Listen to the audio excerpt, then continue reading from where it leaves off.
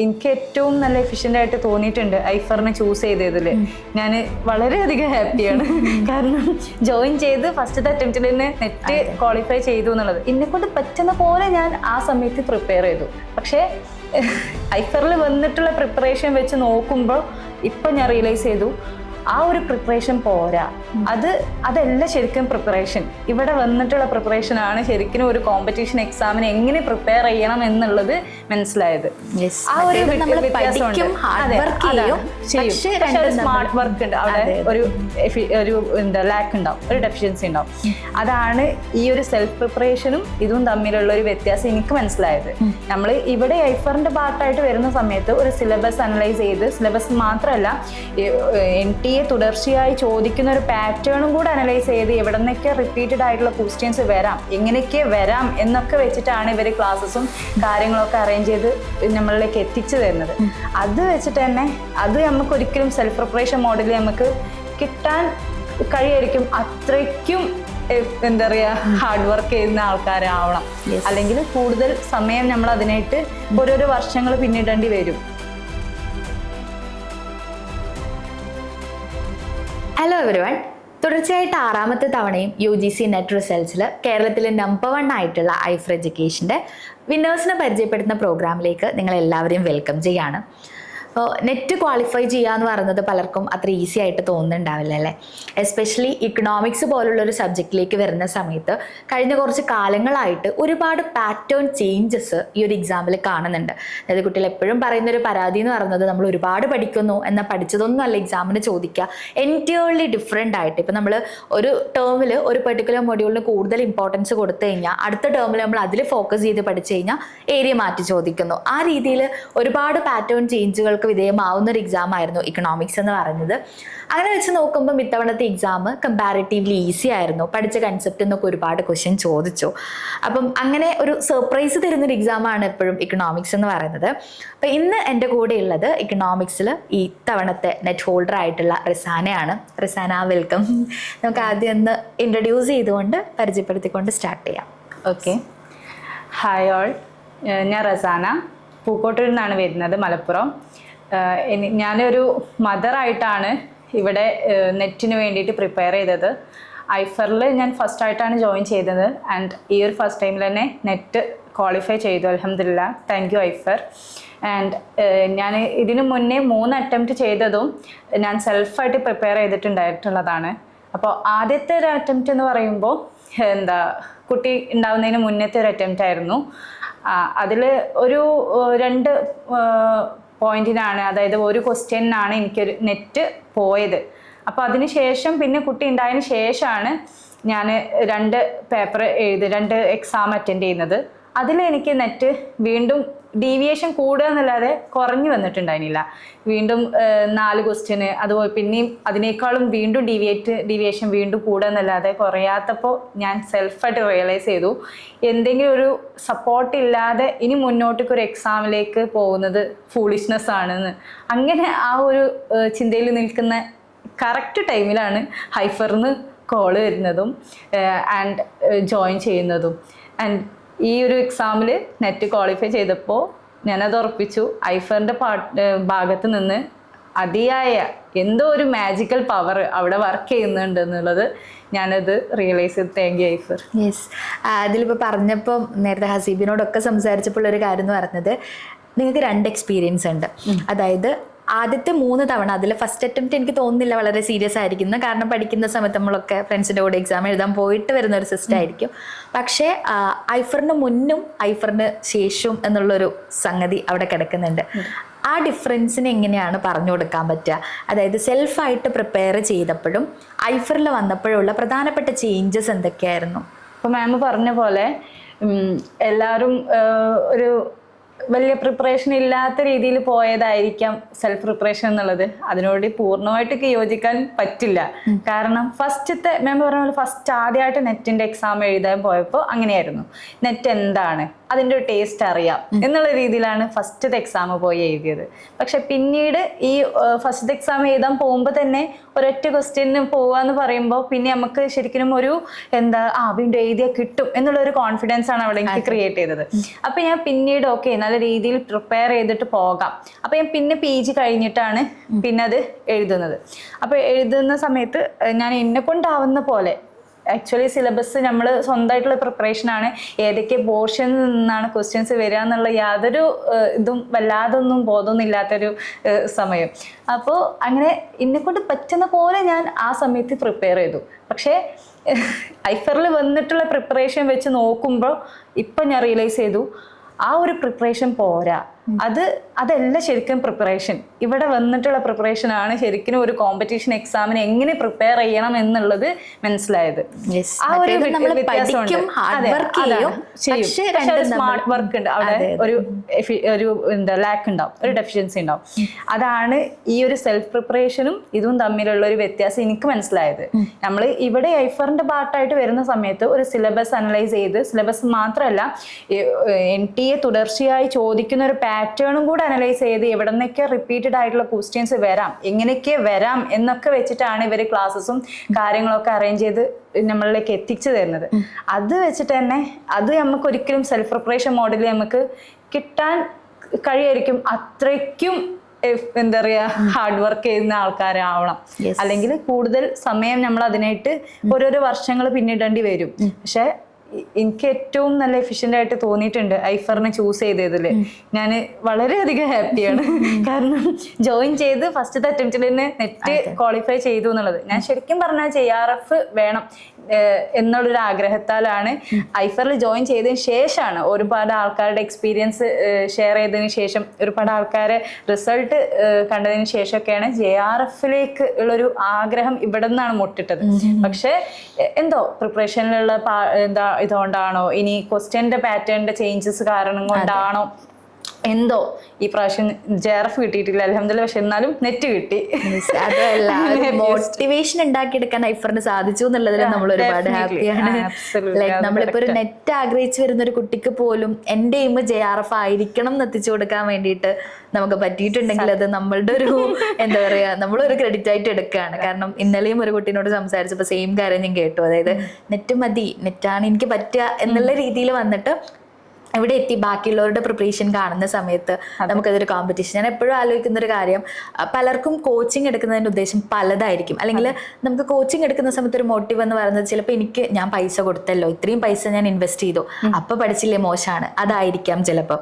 അതല്ലെങ്കിൽ ഇവിടുത്തെ ഉള്ള സിസ്റ്റം ആയിരിക്കും. അങ്ങനെ ഡിഫറെൻറ്റ് കാര്യങ്ങൾ അവിടെ നമ്മളെ മോട്ടിവേറ്റ് ചെയ്യുന്നുള്ളൊരു സാധനമാണ്. പിന്നെ എല്ലാവർക്കും അറിയാൻ ക്യൂരിയോസിറ്റി ഉള്ളൊരു കാര്യമായിരിക്കും പേപ്പർ 2 ഇക്കണോമിക്സ് എന്ന് പറയുന്ന സബ്ജക്റ്റിൽ ഒരുപാട് പേര് പ്രിപ്പയർ ചെയ്യുന്നുണ്ടാവും. ചിലപ്പോൾ പല അറ്റംപ്റ്റിൽ കിട്ടാതെ പോകുന്നുണ്ടാവും. അപ്പം അതിൻ്റെ ഒരു പ്രിപ്പറേഷൻ മാത്രം നോക്കുകയാണെങ്കിൽ നമുക്ക് പേപ്പർ 1ലേക്ക് വരാം. ഇപ്പോൾ ഇക്കണോമിക്സ് മാത്രം നോക്കുകയാണെങ്കിൽ എങ്ങനെയായിരുന്നു മൊത്തം പ്രിപ്പറേഷൻ? അതായത് ഇപ്പം ഐഫറിൻ്റെ മെറ്റീരിയൽ മാത്രം റെഫർ ചെയ്തിട്ടുണ്ടോ, അല്ല നമ്മൾ പുറത്തുനിന്നുള്ള കാര്യങ്ങൾ റെഫർ ചെയ്തിട്ടുണ്ടോ, ടെക്സ്റ്റ് ബുക്കുകൾ റെഫറൻസ് എടുത്തിട്ടുണ്ടോ, എങ്ങനെയായിരുന്നു പ്രിപ്പറേഷൻ? എൻ്റെ ഒരു പേഴ്സണൽ ആയിട്ടുള്ള ഒരു എക്സ്പീരിയൻസ് പറയുകയാണെങ്കിൽ ഐഫറിൻ്റെ material is enough, more than enough. കഴിയൂല അത് കവർ ചെയ്യാന്ന് പറയുന്നത് തന്നെ കഴിയുമെന്നുള്ളത് സംശയമാണ്. ഞാൻ 6 മന്തിനുള്ള കോഴ്സിന് ജോയിൻ ചെയ്യാൻ ഫസ്റ്റ് മുതലേ ഉണ്ട്, സ്റ്റാർട്ടിങ് മുതലേ ഉണ്ട്. അപ്പോൾ അത്രയും ടൈം എനിക്ക് കിട്ടിയിട്ടുണ്ട്. ഞാൻ ഒരു മദറാണ്, ഒരു 3 വയസ്സുള്ള കുട്ടിയുണ്ട്, ഒരു കുടുംബം നോക്കണം, രാവിലെ എണീറ്റാൽ വീട്ടിലുള്ള പണികൾ നോക്കണം. അതിൻ്റെ കൂടെ തന്നെ അന്നേ അനീസർ ഇപ്പോൾ തന്നെ നിങ്ങൾ ടെൻഷനായിട്ട് തുടങ്ങേണ്ട ആവശ്യമൊന്നുമില്ല എന്ന് പറഞ്ഞാൽ നല്ല കൂളായിട്ടുള്ളൊരു അറ്റ്മോസ്ഫിയറിലാണ് നമുക്ക് കോഴ്സിനെ ഇൻട്രൊഡ്യൂസ് ചെയ്യുന്നത്. അപ്പോൾ നമുക്ക് തന്നെ ഇപ്പോൾ തന്നെ തുടങ്ങിയിട്ടില്ലെങ്കിൽ അത് ആ സമയത്തിനാകുമ്പോഴേക്ക് കഴിയുമോ എന്നുള്ള ടെൻഷനൊക്കെ എനിക്ക് നന്നായിട്ടുണ്ടായിരുന്നു.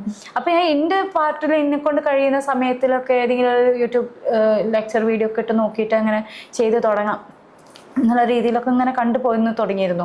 പക്ഷെ പിന്നെ ഇടയ്ക്ക് വെച്ച് പിന്നെയും ഫ്ലോപ്പ് ആകും, കൺസിസ്റ്റൻസി നഷ്ടപ്പെടും. പിന്നെ ഐഫറിന്റെ കൂടെ തന്നെ സ്റ്റാർട്ടിങ്ങിന്റെ സമയത്ത് തന്നെ കറക്റ്റായിട്ട് പോയിട്ടുണ്ടായിരുന്നു. പക്ഷെ ബീങ് എ മദർ രാവിലെ തന്നെ ഓരോ പണിൻ്റെ ഇടയിൽ കൂടെ പണി കഴിഞ്ഞിട്ട് പഠനം ഒരിക്കലും നടക്കൂല, നമുക്ക് സമയം കിട്ടൂല, പണി നമ്മളത് കയ്യിലുണ്ടാവില്ല. അപ്പൊ ഞാൻ എന്ത് ചെയ്തു, പണി എടുക്കുന്നതിന്റെ സമയത്തിൽ തന്നെ ഒരു ബ്ലൂടൂത്ത് ഹസ്ബൻഡ് വാങ്ങിച്ചു തന്നു, ഹെഡ്സെറ്റ് വാങ്ങിച്ചു തന്നു. പണി എടുക്കുന്നതിന്റെ സമയത്ത് തന്നെ ആരെയും ശ്രദ്ധിക്കാതെ അതിലിങ്ങനെ ക്ലാസ് കേൾക്കും. വീഡിയോ ലെസൺസ് അങ്ങനെ കണ്ടു പോരും.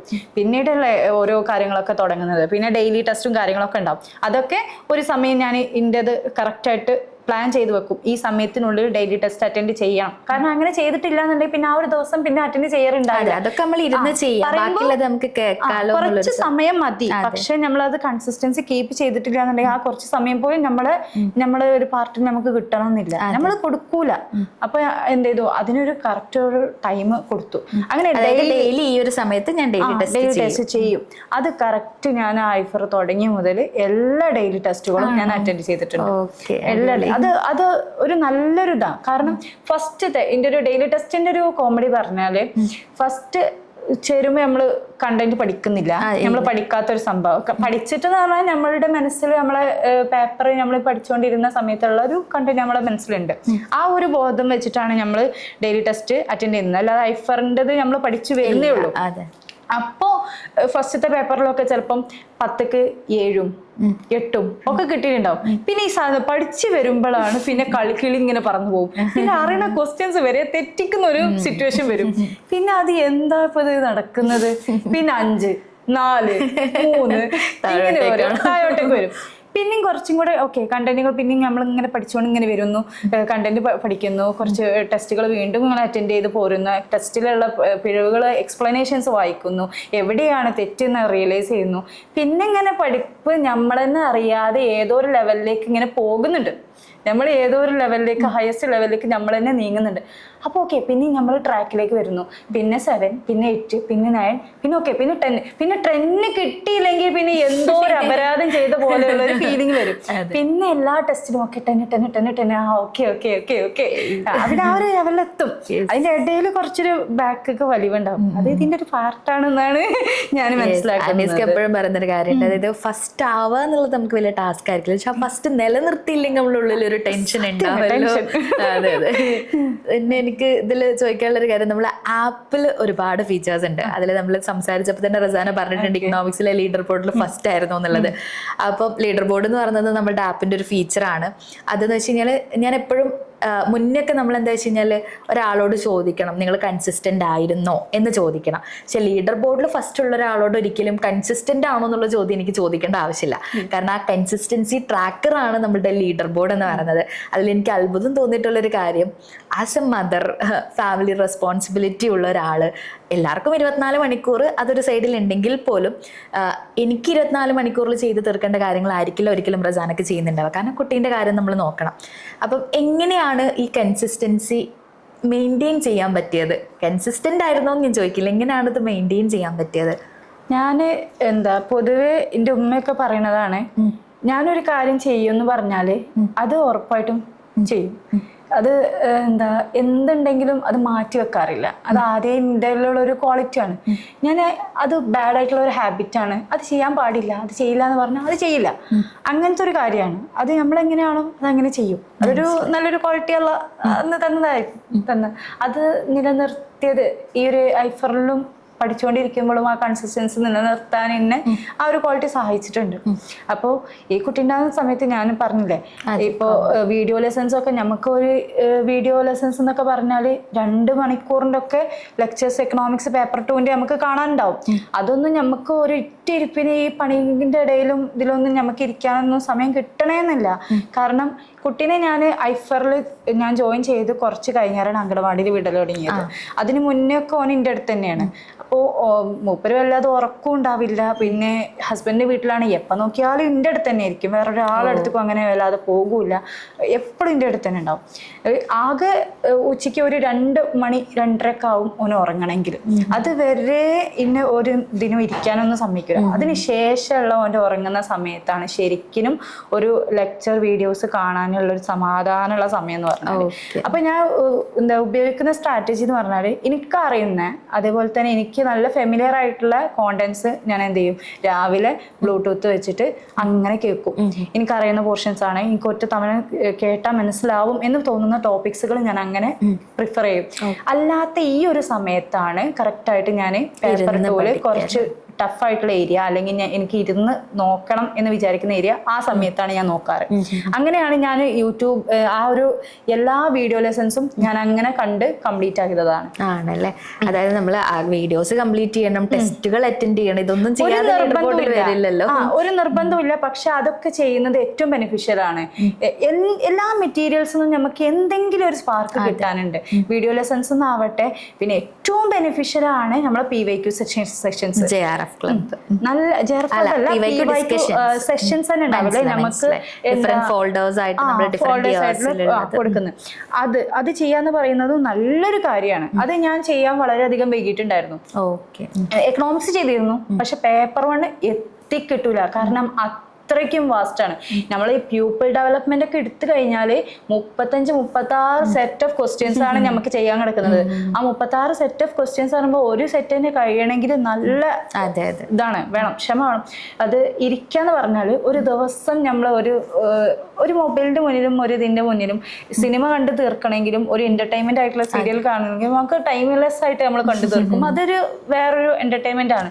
പക്ഷെ ഇങ്ങനെ പഠിക്കാനിരിക്കുക, ഇങ്ങനത്തെ ക്വസ്റ്റ്യൻ പേപ്പർ അറ്റൻഡ് ചെയ്യുക, അത് ഭയങ്കര മടുപ്പുള്ള കാര്യക്കാരം. അത് എന്റെ കേസിൽ അങ്ങനെയാണ്, എല്ലാവരുടെ കേസിലും അങ്ങനെ ആവണമെന്നില്ല. അപ്പോൾ പക്ഷെ എന്നാലും ഞാൻ അങ്ങനെ എന്റെ മനസ്സിനോട് പറയും, ഒരു ദിവസം ഇത്രയെങ്കിലും അറ്റൻഡ് ചെയ്യണം, എന്നാലേ അത് കഴിയുള്ളൂ. കാരണം അത്രയും വാസ്റ്റായിട്ട് കിടക്കാണ്. അപ്പൊ ഈ PD എന്നൊക്കെ പറയുന്നത് ഞാൻ ഈ എക്സാമിന്റെ സീരിയസ് പ്രിപ്പറേഷൻ മോഡിലാണ് ഞാൻ ഇരിക്കുന്നത്. പക്ഷെ ആ ഒരു കൺസിസ്റ്റൻസി കീപ്പ് ചെയ്തുകൊണ്ട് വിത്തിൻ 2 ദിവസം കൊണ്ട് ഞാൻ അത് കംപ്ലീറ്റ് PD ചെയ്ത് കഴിഞ്ഞിട്ടുണ്ട്. ഞങ്ങൾ ഈ ഗ്രൂപ്പ് കുറച്ച് കുട്ടികൾ കൂടിയിട്ട് ഗ്രൂപ്പ് ഉണ്ടാക്കിയിട്ട് ഞങ്ങൾ തന്നെ പറയും, ഇന്ന ദിവസം കൊണ്ട് ഇത്ര ക്വസ്റ്റ്യൻസ് PDന്ന് ഓരോ ഇതിൽ 10 ക്വസ്റ്റ്യൻസ് ഇത്ര സമയത്തിൽ തീർക്കുക. അപ്പൊ അങ്ങനെ നമുക്ക് കറക്റ്റായിട്ട് കൊണ്ടുപോകാൻ കഴിയും. അങ്ങനെ ഞങ്ങൾ ചെയ്തു കഴിഞ്ഞതാണ് PD ആവട്ടെ, അങ്ങനെ ഇമ്പോർട്ടൻ്റ് ആയിട്ടുള്ള കാര്യങ്ങളിൽ നിന്ന് ഈ PYQ സെഷൻസ് അത് നന്നായിട്ട് ഹെൽപ്പ് ചെയ്തിട്ടുണ്ട്. നമുക്ക് വീഡിയോ ലെസൺസിനേക്കാളും കുറച്ചും കൂടെ ബെനിഫിഷ്യൽ ആയിട്ടുള്ളത് ഇത്തരം പ്രീവിയസ് ഇയർ ക്വസ്റ്റ്യൻസിന്റെ മൾട്ടിപ്പിൾ ചോയ്സ് അറ്റൻഡ് ചെയ്യുക എന്നുള്ളത് തന്നെ. ക്വസ്റ്റ്യൻസ് അറ്റൻഡ് ചെയ്യുന്നത് തന്നെയാണ് ഏറ്റവും ബെനിഫിഷ്യൽ ആയിട്ടുള്ള ഒരു കാര്യം. അറ്റൻഡ് ചെയ്തിട്ട് എക്സ്പ്ലനേഷൻ വായിക്കും, എന്നിട്ട് പിന്നെ നമ്മൾ ഇനിയിപ്പോ ചിലപ്പോ ശരിയായിട്ടുണ്ടാവാം, ചിലപ്പോ അത് ശരിക്കും നമ്മൾ കറക്കി കുത്തിയ ക്വസ്റ്റ്യൻ, അതും എക്സ്പ്ലനേഷൻ വായിക്കണം. കാരണം നമ്മൾ ജസ്റ്റ് ഒരു ഹാഫ് മൈൻഡിൽ അങ്ങനെ ചെയ്ത കാര്യമായിരിക്കും. നമുക്ക് ഡെഫിനറ്റ് ആയിട്ട് അറിയുന്ന കാര്യങ്ങളാണെങ്കിൽ എക്സ്പ്ലനേഷന് പോകേണ്ട ആവശ്യമില്ല. തെറ്റിയതും അതുപോലെ തന്നെ നമ്മൾ എന്താ പറയാ ഭാഗ്യത്തിന് ലക്കായിട്ട് ശരിയായ കാര്യത്തിന്റെയും എക്സ്പ്ലനേഷൻ വായിക്കുക എന്ന് പറയുന്നത് നിർബന്ധമായിട്ടുള്ള കാര്യം. കാരണം ആ എക്സ്പ്ലനേഷനിലും നമുക്ക് വേറെ ഏതെങ്കിലും ക്വസ്റ്റ്യൻ അറ്റൻഡ് ചെയ്യാനുള്ള കാര്യം അതിൽ ഒളിഞ്ഞെടുക്കുന്നുണ്ട്, പോയിന്റ്സും കൂടെ അതിൽ നമ്മൾ കൊടുക്കുന്നുണ്ട്. ചിലപ്പോൾ ഈ ഒരു എക്സ്പ്ലനേഷനിൽ തന്നെ വേറൊരു ക്വസ്റ്റ്യനുമായിട്ട് ചോദിച്ചിട്ടുണ്ടാവാം, അങ്ങനെ നമുക്ക് കിട്ടും. പിന്നെ ആൻസർ ചെയ്യുമ്പോൾ നമുക്കൊരു സന്തോഷം, എക്സ്പ്ലനേഷൻ വായിച്ചതുകൊണ്ടാണല്ലോ നമുക്കത് കിട്ടിയത് എന്നുള്ളൊരു സന്തോഷം ഉണ്ടാവും. പിന്നെ നമ്മളിപ്പം ഈ പറഞ്ഞതുപോലെ പേപ്പർ 1 നേരത്തെ നമ്മൾ ഡിസ്കസ് ചെയ്തല്ലോ, ഇപ്പൊ ഡേറ്റ ഇന്റർപ്രിട്ടേഷൻ ആണെങ്കിലും പൊതുവെ എല്ലാവർക്കും ഇത് ചെയ്താൽ കിട്ടുമോ എന്നുള്ളൊരു തോന്നല് ഉള്ളൊരു, എനിക്ക് തോന്നുന്നു ഐഫറിൽ വരുന്ന മിക്ക ആളുകളും ഇപ്പൊ JRF ക്വാളിഫൈ ചെയ്തിട്ട് പോലും സംസാരിക്കുന്ന സമയത്ത് എല്ലാവരും പറയുന്ന ഒരു സാധനം ഇത് കിട്ടൂല, അല്ലെ ഇത് സമയം എടുക്കും, ആ ഒരു സാധനം അതുപോലെ റസാനൊക്കെ ഉണ്ടായിരുന്നു. എങ്ങനെയാണ് ഈ ഡാറ്റ ഇന്റർപ്രിട്ടേഷൻ എന്ന് പറയുന്നത്? നമ്മൾ എപ്പോഴും പറയാറുണ്ട്, ഇപ്പൊ അനീസ് സാറിനെ പരിചയപ്പെടുത്തുമ്പോൾ തന്നെ ടഫായിട്ടുള്ള 3 ടോപ്പിക്കുകൾ പഠിപ്പിക്കുന്ന ഒരു മെന്റർ എന്നുള്ള രീതിയിലാണ്. അതായത് ഡാറ്റ, മാത്സ്, ലോജിക്കല്. അപ്പൊ എങ്ങനെയാണ് ഈ ഒരു ഡാറ്റ ഈസി ആയതും പിന്നെ ലോജിക്കലൊക്കെ എളുപ്പമായിട്ടുണ്ടോ? എന്താണ് അവസ്ഥ? അത് ഡാറ്റനെ കുറിച്ചൊക്കെ ചോദിക്കുകയാണെങ്കിൽ ഞാൻ ഐഫറിൽ വരുന്നതിന് മുന്നേ അറ്റൻഡ് ചെയ്ത 2-3 എക്സാമുകളിലും സെൽഫായിട്ട് പ്രിപ്പയർ ചെയ്ത ആളാണ്. മാത്സ് വീക്ക് അല്ല, മാത്സ് ആദ്യമൊക്കെ 10ാം ക്ലാസ്സിലൊക്കെ വളരെ വീക്ക് ആയിരുന്നു. പക്ഷെ അതിനുശേഷം ഞാൻ കോളേജിലൊക്കെ ജോയിൻ ചെയ്താൽ അൽഹംദുലില്ലാ നല്ലൊരു ടീച്ചർ കിട്ടിയത് കൊണ്ട് എന്താ പറയുക മാത്സ് ഉഷാറായിട്ട് എനിക്ക് ഹാൻഡിൽ ചെയ്യാൻ കഴിഞ്ഞിട്ടുണ്ട്. അതിനുശേഷം പിന്നെ മാത്സിൽ അങ്ങനെ വീക്കായിട്ടില്ല. പിന്നെ എന്താ ഒരുപാട് ആൾക്കാരെ ഡൗട്ട് ക്ലിയറൻസിനും ഇതിനൊക്കെ എനിക്ക് സഹായിക്കാൻ പറ്റിയിട്ടുണ്ട്. അടിപൊളി. അല്ലാതെ എനിക്ക് അത്ഭുതം തോന്നിയത് 10ലൊക്കെ വീക്കായിട്ട്, 10ല് വീക്ക് പറഞ്ഞാൽ എന്താ ഏത് സ്റ്റേജിലാണെങ്കിലും നമുക്ക് നല്ലൊരു ടീച്ചറെ കിട്ടിയാൽ നമുക്ക് ഡെവലപ്ഡ് ആവാൻ പറ്റും എന്നുള്ളതാണ് ടീച്ചറിന്റെ ഒരു ഇതെന്ന് പറയുന്നത് നമ്മളെ കരിയറിന് നല്ല സ്വാധീനിക്കാൻ കഴിവുണ്ട്. അത് മൂപ്പര് അങ്ങനത്തെ ഒരു മനുഷ്യനായിരുന്നു. എന്താ 10ാം ക്ലാസ്സിലൊക്കെ പറഞ്ഞാൽ ക്ലാസ്സിന്റെ സമയത്ത് നല്ല ആക്റ്റീവ് ആയിരിക്കും, ചെയ്യാനും ഇതിന് കോമ്പറ്റീറ്റ് ചെയ്യാനും അതൊക്കെ നല്ലതായിരിക്കും. പക്ഷെ മാത്സ് ക്വസ്റ്റ്യൻ പേപ്പർ വരുമ്പോൾ ക്വസ്റ്റ്യൻസ് കാണുമ്പോൾ വളരെയധികം പേടിയായിരുന്നു. അങ്ങനെ എനിക്ക് നല്ല വീക്കായിട്ടുണ്ട് അങ്ങനെ. പക്ഷെ ആ ഒരു പേടീനെ മാറ്റിയതും ആ ഒരു ഇതൊക്കെ ചെയ്തതൊക്കെ പിന്നെ ഞാൻ ഡിഗ്രീന്റെ സമയത്തുള്ള നമ്മള് എന്താ ഫറൂഖ് കോളേജിൽ നമുക്ക് മാത്തമാറ്റിക്കൽ എക്കണോമിക്സും കാര്യങ്ങളൊക്കെ വരുന്നുണ്ട്. അപ്പൊ അവിടെ നിന്ന് പഠിച്ചിട്ടുണ്ട്. അടിപൊളി ക്ലാസ്സസും കാര്യങ്ങളൊക്കെ ആയിരുന്നു, നല്ല ടീച്ചേഴ്സും കാര്യങ്ങളൊക്കെ ആയിരുന്നു. ഇപ്പോഴും നല്ല റെസ്പെക്ട് ഉണ്ട് എല്ലാവരോടും. എന്താ ഏതായാലും പിന്നെ ഡാറ്റയിലേക്ക് വരുമ്പോൾ പിന്നെ ഈ ഐഫറിൽ വന്നതിന് ശേഷമാണ് ഡാറ്റ ഇന്റർപ്രിട്ടേഷൻ എന്താണ്. ആദ്യമൊക്കെ എനിക്ക് ഡാറ്റയോട് വളരെയധികം പേടിയായിരുന്നു. കാരണം ഈവൻ നമുക്ക് ചെയ്താൽ ആൻസർ കിട്ടുമായിരിക്കും, പക്ഷെ ചെയ്ത ആൻസർ മാത്രം കിട്ടിയാൽ പോരാ, അത് വിത്തിൻ ടൈമിൽ നമുക്ക് ചെയ്യാൻ കഴിയണം എന്നുള്ളതാണ്. കോമ്പറ്റീഷൻ എക്സാമിൽ ടൈം മാനേജ്മെന്റ് ആണ് വളരെയധികം ഇമ്പോർട്ടന്റ് ആയിട്ടുള്ള കാര്യം. എസ്പെഷ്യലി ഇക്കണോമിക്സിലും പ്രോബ്ലംസ് വരുന്നത് കൊണ്ട് തന്നെ അതാണ് ഇവിടെ നമുക്ക് ടൈം കളഞ്ഞാൽ ബാക്കിയുള്ള ക്വസ്റ്റ്യൻസും നമുക്ക് ചെയ്യാൻ ഇഷ്ടം പോലെ ക്വസ്റ്റ്യൻസ് ഒരുപാട് പേര് 10-15 ക്വസ്റ്റ്യൻസ്. പിന്നെ റിസർച്ചിൽ നിന്ന് നമുക്ക് ക്വസ്റ്റ്യൻസ് അത് സിമ്പിൾ ആണ്. നമ്മൾ എക്കണോമിക്സിൽ പഠിക്കുന്ന ആൾക്കാർക്ക് അത് സിമ്പിൾ ആണ്. കാരണം നമ്മൾ പഠിക്കുന്ന കാര്യങ്ങളാണ് കോഎഫിഷ്യന്റ് ഓഫ് വേരിയേഷൻസും അങ്ങനത്തെ പേപ്പർ 1 നമുക്ക് ചോദിക്കുന്നത് സിമ്പിൾ ആയിട്ടുള്ള കാര്യം. പക്ഷെ അത് ഇവര് എങ്ങനെ ചോദിക്കുന്നത് നമുക്ക് പ്രെഡിക്ട് ചെയ്യാൻ പറ്റില്ല. അറിയുന്ന ക്വസ്റ്റ്യൻ തന്നെ അവർ ട്രിക്കി ആയിട്ട് ചോദിക്കുന്ന ഒരു ട്രെൻഡും കൂടെ ഉണ്ട്. അപ്പൊ നമ്മളത് വായിച്ച് മനസ്സിലാക്കി ഇന്റർപ്രറ്റ് ചെയ്തെടുക്കുമ്പോഴത്തേക്കൊരു സമയം വരും. പിന്നെ മാത്സ് ആണ്, പല രീതിയും ചോദിക്കും. സിമ്പിൾ ആയിട്ടുള്ള ചോദ്യങ്ങൾ വരെ നമുക്ക് ആ സമയത്ത് കിട്ടിക്കൊള്ളുന്നില്ല. ഈ പ്രാവശ്യ എക്സാമിന് എനിക്ക് പറ്റിയ പോലെ തന്നെ അത് ഈ ഐഫറിൽ വന്നാരെയാണ് ഡാറ്റ ഇന്റർപ്രിട്ടേഷൻ എങ്ങനെ ചെയ്യണം, എങ്ങനെ അത് ചെയ്ത് നമുക്ക് അത് നമ്മള് അനീസർ പറഞ്ഞൊന്നു വിചാരിച്ചിട്ട് നമ്മള് അത് കാര്യമില്ല. നമുക്ക് ആ സമയത്ത് മനസ്സിലാവും. പിന്നെ നമ്മൾ അത് വർക്ക്ഔട്ട് ചെയ്യണം. നമ്മളത് എന്നും വർക്ക്ഔട്ട് ചെയ്യണം. ഞാൻ ചെയ്ത ഒരു സ്ട്രാറ്റജി ഡെയിലി ചെയ്യും. 5 ക്വസ്റ്റ്യൻസ് വെച്ച് ഡെയിലി ചെയ്യും. എന്താ ഞങ്ങള് ഗ്രൂപ്പിൽ തന്നെ ഞങ്ങൾ കൊടുക്കും, ഞങ്ങൾ ഇന്നത്തെ ഡാറ്റ ഇന്റർപ്രിട്ടേഷൻ ഇതാണ് കേട്ടോ, നമ്മളിത് ചെയ്യാൻ പോകുന്ന കോമൺ ആയിട്ട് ഒരു ഒറ്റ ക്വസ്റ്റ്യൻ ഇടും. നമ്മൾ എന്താ പറയാ ആൻസർ ചെയ്യാം. നമ്മൾ സ്വന്തം സെൽഫായിട്ട് നമ്മൾ ആൻസർ ചെയ്യും. കിട്ടാത്തവർക്ക് നമ്മൾ കിട്ടിയ ആൾക്കാർ പറഞ്ഞു കൊടുക്കും, എങ്ങനെ നമ്മൾ ചെയ്യുന്നതെന്ന് പറഞ്ഞു കൊടുക്കും. അങ്ങനെ നമ്മൾ ഡെയിലി ഡാറ്റ ചെയ്യും. കാരണം നമുക്കത് പ്രാക്ടീസ് ചെയ്യണം. ആ പ്രാക്ടീസ് ആണ് നമ്മളെ എക്സാമിന് ഹെൽപ്പ് ചെയ്യുള്ളൂ. അത് ആ ഒരു സമയം കൊണ്ട് നമുക്ക് അറ്റൻഡ് ചെയ്യാൻ കഴിയുള്ളൂ. പിന്നെ ഒരുപാട് ഫാക്ടേഴ്സ് ഉണ്ട്. നമുക്ക് സ്ട്രെസ് പാടില്ല, ആങ്സൈറ്റി പാടില്ല. ഇതൊക്കെ ഉണ്ടായാൽ ഇത്രയും പ്രിപ്പറേഷനും അതൊക്കെ നമ്മൾ ഇങ്ങനെ കുറെ ശരിയാവായിരിക്കും. കുറെ എക്സ്പീരിയൻസും കാര്യങ്ങളൊക്കെ വരുമ്പോൾ ശരിയാവും എന്നുള്ളതാണ്. പിന്നെ എന്തെങ്കിലും എക്സ്ട്രാ ആയിട്ട് പറയാനോ ഷെയർ ചെയ്യാനോ ഈ ഒരു പ്രിപ്പറേഷൻ ജേർണിയിൽ എന്തെങ്കിലും ഗ്രാറ്റിറ്റ്യൂഡ് ആണെങ്കിലും അല്ലെങ്കിൽ എന്തെങ്കിലുമൊക്കെ പറയാൻ? ഐഫറിനോട് എപ്പോഴും ഗ്രാറ്റിറ്റ്യൂഡ് ആണ്, എപ്പോഴും താങ്ക്സ് ആണ്. കാരണം എനിക്ക് ഐഫറിൽ എന്നാരെയാണ് ഈ ഒരു കോമ്പറ്റീഷൻ എക്സാമിന് പ്രിപ്പറേഷൻ സ്ട്രാറ്റജി എങ്ങനെയാണ് വേണ്ടത് ഒക്കെ ഓരോരുത്തരുടെ ഇതാണ്. കൺസിസ്റ്റൻസി കീപ്പ് ചെയ്യുക ഒക്കെ നമ്മൾ സെൽഫായിട്ട് തോന്നണം. നമുക്കൊരാള് ബാക്കിൽ നിന്ന് പുഷ് ചെയ്യാൻ ഒരാളുണ്ടാവുമ്പോൾ എന്താ ഓലെ മാത്രം ഡിപ്പെൻഡ് ചെയ്തിട്ട് കാര്യമില്ല. നമ്മളത് വർക്ക് ചെയ്യണം. നമ്മൾ വിചാരിച്ചാൽ മാത്രമേ നമ്മൾ പഠിക്കുള്ളൂ. ഒരു കോൺട്രിബ്യൂഷൻ മേജർ ആണ്. നമ്മൾ അംഗീകരിക്കാത്തൊരു പാട്ട് അവിടെ ഉണ്ടെങ്കിൽ പോലും നമ്മൾക്ക് തോന്നണം. കൺസിസ്റ്റൻസി കീപ്പ് ചെയ്യാനും നമ്മൾ തന്നെ വിചാരിക്കണം. ഇവര് ഫോഴ്സ് ചെയ്യാൻ ഒരാളുണ്ടെങ്കിൽ പോലും നമ്മൾ തന്നെ അത് മനസ്സിലാക്കും. അപ്പോൾ ഐഫറിന്റെ ഒരു കാര്യം പറയുകയാണെങ്കിൽ നല്ലൊരു സന്തോഷമുണ്ട്. ഐഫറിൽ ഒരു ഏറ്റവും റൈറ്റ് ആയിട്ടുള്ളൊരു സ്ഥലത്തേക്ക് തന്നെയാണ് ഞാൻ എത്തിയത് എന്നുള്ളതാണ് ഞാൻ ഇപ്പോഴും വിശ്വസിക്കുന്നത്. ഞാനിപ്പം എല്ലാവരോടും ചോദിക്കുന്ന ഒരു കാര്യം എന്ന് വെച്ച് കഴിഞ്ഞാൽ നമ്മൾ ഈ ഒരു ഹാപ്പി വേ ടു ലേൺ എന്നുള്ളതാണ് നമ്മുടെ ഒരു ടാഗ് ലൈൻ. മുന്നേ ബിയോണ്ട് പ്രോമിസസ് എന്നുള്ളതായിരുന്നു. പിന്നീട് നമ്മളത് മൊത്തത്തിലുള്ള പഠനം ഹാപ്പി ആവുക, അതായത് നമുക്കിപ്പോൾ സ്കൂൾ പ്രൊജക്ട്, ഹാപ്പി സ്കൂൾ, അതൊക്കെ സന്തോഷത്തോടെ പഠിക്കാം എന്നുള്ളൊരു സാധനത്തിൽ തന്നെയാണ് നമ്മൾ കൊടുക്കുന്നത്. അങ്ങനെ ഒരു എക്സ്പീരിയൻസ് തന്നെ ആയിരുന്നു ഐഫറിൽ? അതായത് ഹാപ്പി ആയിരുന്നോ പ്രിപ്പറേഷൻ? എന്താന്ന് വെച്ചാൽ ഐഫറിൽ നമ്മൾ ആപ്പാണ് തുറന്നു നോക്കുമ്പോൾ കുറേ കണ്ടന്റും കാര്യങ്ങളൊക്കെ ഉണ്ടാവും. നമ്മൾ വിചാരിക്കും ഇത് ഇത്ര ദിവസം കൊണ്ട് നമുക്ക് ചെയ്ത് തീർക്കാൻ പറ്റുമോ, അങ്ങനെ പറ്റുമോ, ഇങ്ങനെ പറ്റുമോ. അപ്പോൾ നമുക്ക് കൂടുതൽ നമുക്ക് സ്ട്രെസ് ആയിരിക്കും. നമ്മൾ ഫസ്റ്റായിട്ട് ജോയിൻ ചെയ്ത പിന്നെ പോലത്തെ ആൾക്കാർക്ക് വലിയ കുഴപ്പമുണ്ടാവില്ല, കാരണം ഓരോ ഒരു ട്രാക്കിൽ എത്തിയിട്ടുണ്ടാവും. പക്ഷേ അതല്ലാതെ 2 മാസം 3 മാസമൊക്കെ മുന്നേ ജോയിൻ ചെയ്ത ഒരുപാട് മക്കളും ഉണ്ടാവും. അവർ ഈ ഒരു സിലബസും ഈ ഒരു ഈ ഒരു മെറ്റീരിയൽസും ക്വസ്റ്റ്യൻസും അതും ഇതൊക്കെ കാണുമ്പോൾ വളരെയധികം സ്ട്രെസ് ആവും. പക്ഷെ സ്ട്രെസ് ആവേണ്ട കാര്യമില്ല.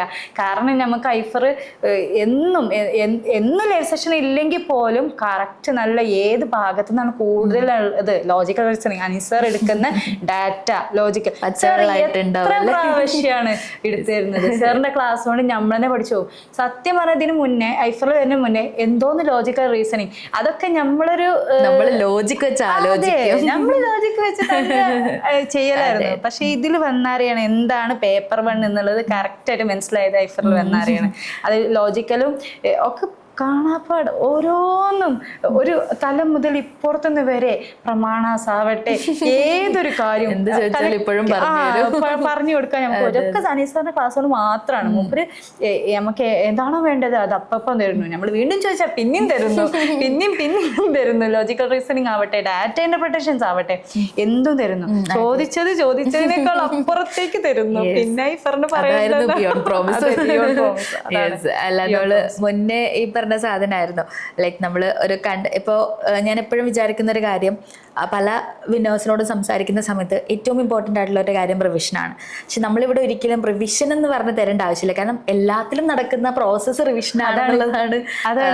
നമ്മൾ വിചാരിക്കും അയ്യോ അത് കവർ ചെയ്തിട്ടില്ലല്ലോ, ഇത് കവർ ചെയ്തിട്ടില്ല. പക്ഷെ നമ്മൾ അറിയാതെ നമ്മൾ തന്നെ ഇതിൽ പഠിച്ചു പോകുന്നുണ്ട് എന്നുള്ളതാണ് യാഥാർത്ഥ്യം. നമ്മൾ പോലും പഠിക്കേണ്ട ആവശ്യമുണ്ടോ എന്ന് ചോദിച്ചാൽ ശരിക്കും അനീസർക്ക് ആദ്യമൊക്കെ പറയും നോട്ട് എഴുതരുത്. അത് കേൾക്കുമ്പോൾ തന്നെ പേടിയാവും. കാരണം നോട്ട് എഴുതാതെ പഠിച്ച് ശീലം ഉണ്ടായിട്ടില്ല. നമ്മൾ എന്തെന്നായാലും എന്തെങ്കിലും ഒരു സാധനം നമ്മളത് പഠിച്ചിട്ടില്ല എന്നൊരു ഫീലാണ് ഉണ്ടാവുക. പക്ഷെ അത് വിചാരിച്ചിട്ട് ഞാൻ നോട്ട് പ്രിപ്പയർ ചെയ്തിട്ടുണ്ടായിരുന്നു. പ്രിപ്പയർ ചെയ്യാന്ന് പറഞ്ഞാൽ അങ്ങനെ കുത്തിയിരുന്ന് എഴുതല്ല, എന്തെങ്കിലും ഷോർട്ട് നോട്ട് മാത്രം അത് പ്രിപ്പയർ ചെയ്തിട്ടുണ്ടായിരുന്നു. പേപ്പർ മണിനൊന്നും നോട്ടില്ല. സാറ് ക്ലാസ് തന്നെ ഫുള്ള് സാറ് ക്ലാസ് തന്നെ. മൾട്ടിപ്പിൾ ടൈംസ് നമ്മൾ ആദ്യം എഴുതിയിട്ടുണ്ട്, പിന്നെ നമുക്ക് എഴുതേണ്ട ആവശ്യമില്ല. ഞാൻ ആകെ പേപ്പർ 2 മാത്രമേ നോട്ട് ഉണ്ടാക്കിയിട്ടുള്ളൂ.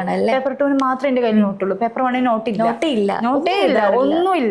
ഞാൻ സാറിന്റെ ക്ലാസ് തന്നെ, സാറിന്റെ ക്ലാസ് ലൈവ് സെഷൻസ് എങ്ങനെയായാലും കുട്ടി ഉണ്ടായാലും വേണ്ടില്ല, ആരുണ്ടായാലും വേണ്ടില്ല, ഞാൻ ലൈവിൽ ഞാൻ ഇരിക്കും. അത് ഏത് പണി ഉണ്ടെങ്കിലും കിച്ചണിന്റെ സമയമാണെങ്കിൽ വീഡിയോ ഓൺ ആക്കില്ല, ഓഫ് ആക്കിയിട്ട് ഞാൻ അങ്ങ് കേൾക്കും. എങ്ങനെയായാലും ലൈവ് കേൾക്കും. ലൈവ് മിസ്സാക്കിയിട്ടൊരു കളി ഉണ്ടായിരുന്നില്ല. ആകെ ഒരു ഐഫറേഷൻ റൂമിൽ കുറച്ച് രാത്രി ഇത്രയും പണിയും അതും ഇതൊക്കെ ഉണ്ടായതുകൊണ്ട് സ്വാഭാവികമായിട്ടും ക്ഷീണമായിരിക്കും. പിന്നെ ഒരു 11 മണിയൊക്കെ കഴിഞ്ഞാൽ പിന്നെ ഡള്ളാവും, പിന്നെ ഡൗൺ ആവും. പിന്നെ ഞാൻ തന്നെ അറിയാതെ ചിലപ്പോൾ ലൈവിന്റെ ഇടയിലൊക്കെ ഞാൻ ഉറങ്ങിപ്പോകും. അല്ലാത്തത് ഏതൊരു ലൈവ് ഞാൻ മിസ് ചെയ്യാറില്ല. അതന്നെയാണ് സമയം കണ്ടെത്തും. പിന്നെ ഒരു അവസാനമായിട്ട് ചോദിക്കാനുള്ളത്, നമുക്ക് ഒരുപാട് ഫീച്ചേഴ്സ് ഉണ്ട്. റസാന തന്നെ ഒരുപാട് സമയങ്ങളിൽ പറഞ്ഞു. അപ്പൊ അതില് ദ ബെസ്റ്റ് എന്ന് പറയാൻ ഏതെങ്കിലും ഒരു ഫീച്ചർ ഒന്നായിട്ട് പറയാനുണ്ടോ? മൾട്ടിപ്പിൾ ആണെങ്കിൽ അങ്ങനെയും പറയാട്ടോ. നിങ്ങൾ കൂടുതൽ ഹെൽപ്പ് ചെയ്തതാണ് കേട്ടോ ഞാൻ ചോദിക്കുന്നത്. ഞാൻ യൂട്ടിലൈസ് ചെയ്തിട്ടുള്ളത് ഇതൊക്കെ തന്നെയാണ്. ഞാൻ വീഡിയോ ലെസൺസും കണ്ടിട്ടുണ്ട്. പിന്നെ കൂടുതൽ ഈ PYQ ക്വസ്റ്റ്യൻസ് ആണ്. PYQ അടിപൊളിയാണ്, അതിന് യാതൊന്നും പറയാനില്ല. കാരണം നമുക്കൊരു പോർഷനിൽ നിന്ന് എങ്ങനെയൊക്കെ ചോദ്യങ്ങൾ വരാന്നുള്ളതും നമുക്കത് ശരിക്കും എനിക്ക് പീപ്പിൾ ഡെവലപ്മെന്റ് ഒക്കെ കറക്റ്റ് ആയിട്ട് ഞാൻ പഠിച്ചത് PYQ ചെയ്തിട്ടാണ്. നമ്മളൊരു ക്ലാസ്സസോ നമുക്ക് അത്ര ഇൻട്രസ്റ്റിംഗ്, അതായത് നമ്മളെ ഫീൽഡ് വേറെ ആകുമ്പോ ഇതൊരു സയൻസ് പഠിക്കുന്ന ഒരു ഫീൽഡാണല്ലേ. നമുക്ക് അങ്ങനത്തെ യാതൊരു ബുദ്ധിമുട്ടും ഇല്ലാത്ത രീതിയിലാണ് PYQs ചെയ്തപ്പോ ഞാൻ പീപ്പിൾ ഡെവലപ്മെന്റ് പഠിച്ചത്. നമുക്കൊരു കെമിക്കൽ നെയിംസും അതും ഇതൊക്കെ നമുക്ക് ഇവിടെ ഇങ്ങനെ ക്ലാസ്സിൽ ഇങ്ങനെ നമുക്ക് വായിക്കുമ്പോ ചിലപ്പോ മനസ്സിലാവുന്നുണ്ട്. അതാണ് നമുക്ക് പഠിക്കേണ്ടി വരും. പക്ഷെ ഇത് ഈ ഒരു PYQs കൂടെ ചെയ്യുമ്പോൾ നമ്മൾ തന്നെ ഒരു ക്വസ്റ്റ്യനും ചിലപ്പോൾ ഒരുപാട് PYQs ചിലപ്പോൾ വന്നിട്ടുണ്ടാവും. അത് നമ്മൾ ഒരൊട്ടം ചെയ്യുമ്പോൾ രണ്ടാമത്തെ ഇത് ഞാൻ ചെയ്ത ക്വസ്റ്റ്യൻ ആണല്ലോ, ഇതാണ് ആൻസർ. അങ്ങനെ നമ്മൾ ക്ലിക്ക് ചെയ്ത് വേറെയാണ്. അങ്ങനെ നമ്മൾ ഓട്ടോമാറ്റിക് പഠിച്ചു പോകും. ഇത്രയും ക്വസ്റ്റ്യൻസ് അറ്റൻഡ് ചെയ്യുമ്പോൾ നമ്മൾ ആ ഒരു കോണ്ടന്റിലുള്ള ഒരുപാട് പോർഷൻസിലുള്ള കാര്യങ്ങൾ, ഇമ്പോർട്ടൻ്റ് ആയിട്ടുള്ള കാര്യങ്ങൾ നമ്മൾ തന്നെ പഠിച്ചു പോകും. അതൊരു നല്ലൊരു ഹെൽപ്ഫുൾ ആയിട്ടുള്ള ഒരു കാര്യമാണ്. PYQസും ഡെയിലി ടെസ്റ്റും പിന്നെ ഡെയിലി ടെസ്റ്റ് ഡിസ്കഷൻ, അതിന് നമ്മൾ പറയണം. ഡെയിലി ടെസ്റ്റ് ഡിസ്കഷൻ വെച്ചിരുന്നു ലാസ്റ്റ് സമയത്ത്. അതും നല്ലൊരു സെഷൻസ് ആയിരുന്നു. സാർ പറയും ഇന്ന കുട്ടികൾ ഇത്ര മാർക്കുള്ള ആൾക്കാരൊന്നും ഇരിക്കണ്ട, പക്ഷെ എന്നാലും ഞാൻ ഒന്ന് ഇരുന്നു എന്തെങ്കിലും എക്സ്ട്രാ പോയിന്റ് കിട്ടിയാലും നമ്മൾ പഠിച്ചതിനപ്പുറത്തേക്ക് ഒരു പോയിന്റ് കിട്ടിയാലും നമുക്കത് നമ്മളുടെ ഇതിലേക്ക് ആഡ് ചെയ്യാം. എല്ലാ സെക്ഷൻ വെച്ചാലും ഇരിക്കും, എന്താ സാറിന്റെ സെഷൻ വെച്ചാലും ഇരിക്കും, ഈ ഒരു ഡെയിലി ടെസ്റ്റ് ഡിസ്കഷൻസിനും ഇരിക്കും. ഐഫറിസം റൂമിൽ ഞാൻ അങ്ങനെ എന്താ പറയാ ഐഫറിസം റൂമിൽ ഞാൻ അങ്ങോട്ട് എടുത്തു കൊടുത്തിട്ടുണ്ടായിരുന്നു, ക്ലാസ് എടുത്തു കൊടുത്തിട്ടുണ്ടായിരുന്നു. എന്താ ISLM മോഡലിന്റെ ടോപ്പിക് നമുക്ക് ചെയ്യാൻ പറ്റും. നമ്മള് ടീച്ചിങ് ആഗ്രഹിച്ചു വരുന്ന ആൾക്കാർക്ക് അതിനുള്ളൊരു പ്രാക്ടീസും കൂടെ നമുക്ക് ഇവിടെ കിട്ടിയിട്ടുണ്ട്. പറഞ്ഞ പോലെ ഒരു ഗ്രൂപ്പിലാവുമ്പോഴും നമ്മൾ പഠിച്ച കാര്യങ്ങൾ ഒരാൾക്ക് പറഞ്ഞു കൊടുക്കുന്ന ഒരു എക്സ്പീരിയൻസ്, അത് ലാപ്പിൽ വെച്ചിട്ട് PPT ഒക്കെ ആക്കിയിട്ട് അത് പറഞ്ഞു കൊടുക്കുമ്പോൾ ഒരു എക്സ്പീരിയൻസ്, അപ്പൊ മൊത്തത്തിലുള്ള ഒരു ലേണിംഗ് ജേർണി എന്ന് പറയുന്നത് നമ്മളുടെ ഒരു പേഴ്സണൽ ഗ്രോത്തും കൂടെ ആയിരുന്നു അല്ലേ? അടിപൊളിയായിട്ടുള്ള ജേർണി തന്നെയായിരുന്നു. എനിക്കെന്ന് പറഞ്ഞാല് ഞാന് ശരിക്കും നെറ്റിന് മര്യാദക്ക് ഇരുന്നത് ജോയിൻ ചെയ്തത് 6 മാസം ഉണ്ടെങ്കിൽ പോലും എനിക്ക് കറക്റ്റായിട്ട് ഫുൾ ടൈം ഇരിക്കാൻ കൂടിയത് 2 മാസം മാത്രം. എൻ്റെ അമ്മോന് വയ്യാതായിട്ട്, അതായത് എൻ്റെ അമ്മാവന്, എൻ്റെ ഉമ്മാന്റെ ബ്രദറിന് ആക്സിഡന്റ് ആയിട്ട്, മരം വീണിട്ട് ആക്സിഡന്റ് ആയിട്ട് താഴെ അരക്ക് കീപ്പിട്ട് തളർന്ന് പോയതാ. അപ്പൊ മൂപ്പര് ക്ലിനിക്കിൽ കൊണ്ടുപോകുന്നതും ആകെ 2 സിസ്റ്റേഴ്സ് മാത്രമാണ്, എൻ്റെ ഉമ്മയും 3 സിസ്റ്റേഴ്സ് ആണ്. അത് 2 കൂട്ടാൻ പറ്റുള്ളൂ, ഒരാൾ കുറച്ച് ദൂരെ നിലമ്പൂര് കെട്ടിച്ചതാ. അപ്പോ ഈ 2 സിസ്റ്റേഴ്സ് മാത്രമേ നോക്കാൻ പറ്റുള്ളൂ, അല്ലെങ്കിൽ പിന്നെ വൈഫും, വേറെ ആരെയും നമുക്ക് ഇതാക്കാൻ പറ്റില്ലല്ലോ. അപ്പൊ എൻ്റെ ഉമ്മ അധിക ദിവസവും എൻ്റെ വീട്ടിലുണ്ടാവില്ല. എൻ്റെ വീട്ടിൽ എനിക്കെന്ന് പറഞ്ഞാല് 2 അനിയന്മാരുണ്ട്, 2 അനിയത്തിയാളുണ്ട്. ഏറ്റവും ചെറിയ അനിയത്തി എന്ന് പറഞ്ഞാല് എന്താ UKG പഠിക്കുന്നത്. അപ്പൊ ഉപ്പയുണ്ട്, ഉപ്പയും തന്നെ ഗൾഫ് നിർത്തിയിട്ട്, വയ്യാതായിട്ട് ഗൾഫ് നിർത്തിയിട്ട് വന്നതാണ്. വീട് തന്നെ അത്യാവശ്യം അങ്ങനത്തെ ഒരു അവസ്ഥയിലാണ് ഇപ്പൊ പോയിക്കൊണ്ടിരിക്കുന്നത്. വലിയ ഇൻകം ജനറേറ്റ് ചെയ്യാനൊന്നും ആൾക്കാർ ആരും ഇല്ലാത്ത രീതിയിലാണ്. എല്ലാരും ഇങ്ങനെ പഠിച്ചു വരുന്നേ ഉള്ളൂ. എന്താ അപ്പോ ഇങ്ങനെ ഈ നെറ്റ് എക്സാമിന് വേണ്ടിയിട്ട് ജോയിൻ ചെയ്തു. അപ്പൊ തന്നെ ഇങ്ങനത്തെ ഓരോ സിറ്റുവേഷൻസും വന്നു. ഉമ്മ വീട്ടിലില്ല. ഇപ്പൊ നമ്മളെ ഹസ്ബൻഡിന്റെ വീട്ടിലാകുമ്പോ ഏതായാലും പഠിക്കാൻ എല്ലാവരും സപ്പോർട്ടീവാണ്. പക്ഷെ എന്നാൽ പോലും നമുക്ക് നമ്മളെ വീട്ടിൽ ആ ഒരു ഫ്രീഡത്തിൽ നമുക്ക് എന്ത് ചെയ്യാൻ പറ്റില്ല. ഹസ്ബൻഡിന്റെ വീട്ടിലായ വേറെ വീട്ടിലാകുമ്പോൾ നമുക്ക് അങ്ങനെ ഒരു ഫ്രീഡത്തോടെ പഠിക്കാൻ, നമ്മളെ വീട്ടിൽ നിൽക്കുന്ന സമയത്ത് നമുക്ക് ഇഷ്ടമുള്ള സമയം, നമുക്ക് ഏതൊരു സമയം ഇരിക്കാൻ പറ്റും. പക്ഷെ ആ ഒരു ഇത് നമുക്ക് ഇവിടെ കിട്ടില്ലല്ലോ. നമ്മൾ അത്രയും സ്ട്രഗിൾ ചെയ്തിട്ട് വേണം പഠിക്കാൻ. അപ്പൊ അത്രയും സ്ട്രഗിൾ ചെയ്തിട്ട് ഇവിടുന്ന് പഠിക്കും. എന്നാ വീട്ടിലെത്തിയ സമാധാനത്തോടെ പഠിക്കാന്ന് വിചാരിച്ചാൽ അതിന് കഴിയൂല. കാരണം ഉമ്മ അവിടെ ഉണ്ടാവില്ല, അപ്പൊ ഇവരെ നോക്കാനുണ്ടാവും വേറെ കാര്യം. അപ്പൊ ഹസ്ബൻഡിന്റെ വീട്ടിൽ പഠിക്കുന്ന അത്ര പോലും എനിക്ക് എന്റെ വീട്ടിലെത്തിയാൽ പഠിക്കാൻ സമയം കിട്ടിയിട്ടുണ്ടായിരുന്നില്ല. അത് ലാസ്റ്റ് 2 months പിന്നെ ഞാൻ ഉമ്മാനോട് അങ്ങനെ കരഞ്ഞ് 2 മാസമെങ്കിലും ഒന്ന് അടുപ്പിച്ചിരിക്കണം, എന്നാലേ എനിക്ക് ഇത് പഠിക്കാൻ കഴിയുള്ളൂ എന്ന് പറഞ്ഞിട്ടാണ്. അങ്ങനെ ഉമ്മ എന്താ വന്നിരുന്ന് മറ്റേ മൂത്തമ്മ അവിടെ അങ്ങോട്ട് പകരം പോയിട്ടൊക്കെയാണ് പിന്നെ ആ 2 മാസമാണ് കറക്റ്റായിട്ട് ഇരുന്നത്. അപ്പൊ ഉമ്മ ഇപ്പൊ ഒരുപാട് ഹാപ്പി ആയിരിക്കും, ഒരുപാട് ഹാപ്പി ആയിരിക്കും. എല്ലാവർക്കും സപ്പോർട്ടീവാണ്, എല്ലാവർക്കും ചെയ്യണം. പക്ഷെ അങ്ങനത്തെ ഒരു സിറ്റുവേഷൻ ആയതുകൊണ്ട് വേറെ ആരും നോക്കാനില്ലാതാവുമ്പോ നമ്മളായാലും ഇനി ആർക്കാ എങ്ങനെ വരാന്നൊന്നും അറിയില്ലല്ലോ. പക്ഷെ ഇപ്പോഴും തെറാപ്പി ചെയ്തുകൊണ്ടിരിക്കുന്ന ഇതാണ്, ഇപ്പോഴും അവിടെ തന്നെയാണ്. ഇനിയിപ്പോ എന്താ ഏതായാലും നമുക്ക് അതിന്റെ ഒരു വിഷമോ കാര്യങ്ങളോ ഒന്നും തോന്നാത്തത് അല്ല, ഇന്നിവിടെ ഇരിക്കാൻ പറ്റുന്നത് ആ 2 മാസം ഞാനൊക്കെ അതായിരുന്നു. എന്താ ഇതുവരെ സെൽഫ് പ്രിപ്പറേഷൻ ആകുമ്പോ ആരും ഉണ്ടായിരുന്നില്ല, ആരും അറിയില്ല. നമ്മൾ എക്സാം എഴുതുന്നു, പോകുന്നു, റിസൾട്ട് വരുന്നു, ആരും ചോദിക്കാനൊന്നും. പക്ഷെ ഇപ്പൊ ഒരു കോച്ചിങ്ങിൽ ചേർന്നതിന് പുറമെ ഇപ്പൊ എൻ്റെ ഉമ്മ അങ്ങോട്ട് പോകും കൂടെ ചെയ്യുമ്പോ ഞാന് ഇങ്ങോട്ട് തിരിച്ചു വിളിച്ചിക്കാണ് 2 മാസത്തിന്.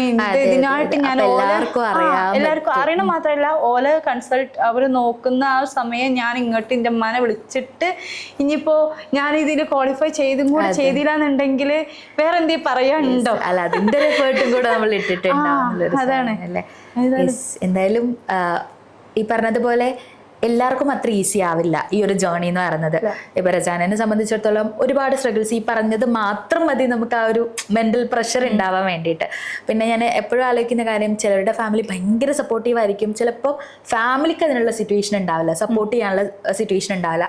പക്ഷേ നമ്മൾ എന്താണോ എയിം ചെയ്തിട്ടുള്ളത്, അല്ലെങ്കിൽ നമുക്കത് നേടണം എന്ന് വിചാരിച്ച് നമ്മളൊരു ടാർഗറ്റ് കൊടുക്കുകയാണെങ്കിൽ, ഞാൻ എപ്പോഴും വിശ്വസിക്കുന്ന ഒരു കാര്യം, ഞാൻ ഒരുപാട് സ്ഥലത്തുനിന്ന് കേട്ടൊരു കാര്യമാണ്, എൻ്റെ ഒരു എന്താ പറയുക സെൽഫ് റെസ്പെക്റ്റ് എന്ന് പറയുന്നത്, ഞാൻ എനിക്കൊരു വാക്ക് കൊടുക്കുക, അതെനിക്ക് നേടാൻ പറ്റുക, അതാണ് എൻ്റെ സെൽഫ് റെസ്പെക്റ്റ് എന്ന് ഞാൻ കേട്ടിട്ടുണ്ട്. ആദ്യമൊക്കെ ഞാനിങ്ങനെ ഇതിനെക്കുറിച്ച് ആലോചിച്ചിട്ടുണ്ട്, പക്ഷേ ഒരു എക്സ്പീരിയൻസ് വരുമ്പോഴാണ് മനസ്സിലാവുന്നത് അതാണ് നമുക്ക് നേടാൻ പറ്റുന്നതെന്നുള്ളത്. അപ്പം എന്താണെങ്കിലും ഇത്രയും ടഫായിട്ടുള്ളൊരു സബ്ജക്റ്റ്, അത് ഒരുപാട് രീതിയിൽ ഒരുപാട് സ്ട്രഗിൾസിൽ ഇപ്പോൾ ഗ്രൂപ്പായിട്ട് പഠിച്ചതിലും എല്ലാ കാര്യത്തിലും ഒരുപാട് എഫേർട്ട് ഇട്ടിട്ടുണ്ടാവും, ഒരുപാട് സ്ട്രഗിൾ ചെയ്തിട്ടുണ്ടാവും. പക്ഷെ അതുകൊണ്ടാണ് ഇന്ന് ഇവിടെ ഇരിക്കുന്നത് എന്നുള്ളൊരു സാധനം ഉണ്ട്. അപ്പം ഒരുപാട് ഹാപ്പിയാണ്. ഈ പറഞ്ഞതുപോലെ ഇനിയിപ്പോൾ ഫ്യൂച്ചറിൽ GRF കാര്യങ്ങളൊക്കെ എന്തായാലും നോക്കുന്നുണ്ടാവും. അപ്പം പ്രിപ്പറേഷൻ ജേർണിയിലാണെങ്കിലും ഇനി ഫ്യൂച്ചറിൽ നമ്മൾ എവിടെ എത്തിപ്പെടണമെന്ന് ആഗ്രഹിക്കുന്നോ അവിടെയൊക്കെ ആഗ്രഹിച്ച പോലെ എത്താൻ സാധിക്കട്ടെ. കാരണം ആ ഒരു എഫേർട്ടും ആ ഒരു ഡിറ്റർമിനേഷനും ഉണ്ടെങ്കിൽ നമുക്ക് എന്തായാലും നേടിയെടുക്കാൻ പറ്റുന്നതേ ഉള്ളൂ. അപ്പം നമ്മൾ ആലോചിക്കുന്ന തിങ് ഈസ് ഇമ്പോസിബിൾ എന്ന് പറഞ്ഞൊന്നും വെറുതെ അല്ല എന്നുള്ളൊരു സാധനം നമുക്ക് ഫീൽ ചെയ്യും. കാരണം ഈ ഒരു അച്ചീവ്മെന്റിൽ എത്തിയപ്പോൾ നമുക്ക് ഫീൽ ചെയ്തിട്ടുണ്ട് ഇനി എനിക്ക് എന്തും കിട്ടും എന്നുള്ളൊരു സാധനം. അതായത് ചെറിയൊരു ഇമ്പ്രൂവ്മെന്റ് ഉണ്ടായ അടുത്ത നമ്മൾ GRF ആണ്. അത് കഴിഞ്ഞാൽ പിന്നെ നമ്മൾ സ്റ്റൈപ്പൻഡോട് കൂടിയിട്ട് PhD ചെയ്യും. അപ്പോൾ ഒരുപാട് മോട്ടിവേഷൻ, ഒരുപാട് എക്സാമ്പിൾസ്. ഇപ്പം ഇതുപോലെയുള്ള വിന്നേഴ്സ് ടോക്കുകളുടെയും പ്രധാന ഉദ്ദേശം അതാണ്. അതായത് ഇപ്പോൾ റസാനേൻ്റെ ഒരു സ്റ്റോറി കണക്ട് ചെയ്യാൻ പറ്റുന്ന ഒരുപാട് പേരുണ്ടാവും. ഒരു മദർ, ആ ഒരു രീതിയിലൊക്കെ കണക്ട് ചെയ്യാൻ പറ്റുന്ന ഒരുപാട് ആളുകളുണ്ടാവും. ചിലപ്പോൾ ഇത് കണ്ടിട്ടായിരിക്കും അടുത്തൊരാൾക്ക് അതും കൂടാണ് കേട്ടോ നിങ്ങൾ ചെയ്യുന്നത്.